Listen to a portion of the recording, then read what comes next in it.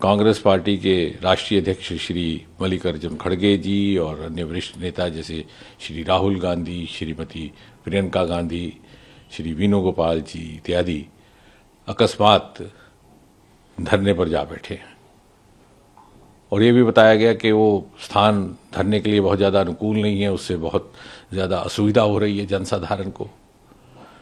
तो इन नेताओं की वरिष्ठता को देखते हुए सरकार की ओर से ये फैसला हुआ कि मैं स्वयं और मेरे संग केंद्रीय गृह सचिव मौके पर जाकर के इन वरिष्ठ नेताओं से मिले और हम ये सोच करके गए थे हम बड़ी विनम्रता से अपनी बात रखेंगे, तर्क रखेंगे कि सरकार से अगर चर्चा कर ली जाए बैठ करके तो ज़्यादा बेहतर है।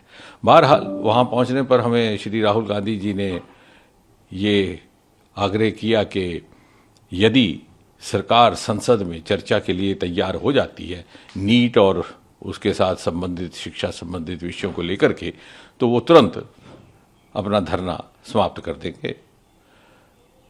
मैंने ये बात उनसे एक मर्तबा नहीं 2-3 बार पूछी। उसके उपरांत मेरे हमरा केंद्रीय गृह सचिव थे, उन्होंने भी पूछा कि will you immediately and this धरना इफ़ यू गेट एश्योरेंस। बोले हाँ। फिर हमने थोड़ी सी मुशक्क़त की, एक्सरसाइज की, सरकार के शीर्ष नेतृत्व से चर्चा हुई और हमें ये कहा गया कि आप सरकार की ओर से उनको आश्वासन दीजिए कि सरकार को कोई आपत्ति नहीं है, सरकार तैयार है संसद में चर्चा करने के लिए, नीट को लेकर के भी, उसके साथ संबंधित विषयों को लेकर के भी, जो आंदोलन है उसको लेकर के भी। हमने जब ये बात वहीं पर राहुल गांधी जी के आगे दोबारा रखी तो बोले कि साहब मुझे तो शिक्षा मंत्री का इस्तीफा भी चाहिए। तो हमने कहा साहब अभी कुछ ही क्षण पहले आपसे बार बार जब पूछा गया कि आपका क्या मुतालबा है तो आपने ये कहा था कि अगर मुझे ये आश्वासन दिया जाए कि संसद में कांग्रेस पार्टी को भारत सरकार चर्चा करने देगी या करने के लिए तैयार है तो मैं तुरंत ये धरना समाप्त कर दूंगा। लेकिन अब आप अपनी बात से हट रहे हैं।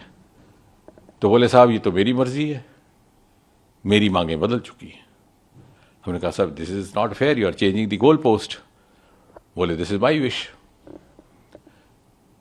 तो फिर हमने उनको विनम्रता से समझाने का प्रयास किया कि आप जैसे वरिष्ठ नेता को, जो नेता प्रतिपक्ष भी हैं, एलओपी भी हैं, ये शोभा नहीं देता कि कुछ ही क्षणों में आप अपनी बात से मुकर जाए। जब सरकार ये कह रही है कि संसद में चर्चा के लिए तैयार है, ना केवल इस विषय को लेकर बल्कि इस विषय के साथ संबंधित अन्य सभी विषयों को विस्तृत चर्चा के लिए तैयार है, तो बोले साहब नहीं, हम तो यहीं बैठेंगे, आप हमें उठा लीजिए। बोले साहब मैं तो आपसे चर्चा करने आया था बड़ी विनम्रता से, आपको उठाने का तो हमारा इरादा नहीं था, मैं तो सिर्फ आपसे ये अनुरोध करने आया था। लेकिन ऐसा लग रहा है कि आप शायद आप उस मूड में ही नहीं हैं कि आप कुछ वाया मीडिया या रास्ता निकाला जा सके। तो बोले आप जो मर्जी इसका निष्कर्ष निकालिए, मैं तो वही करूँगा जो मेरी मर्जी है।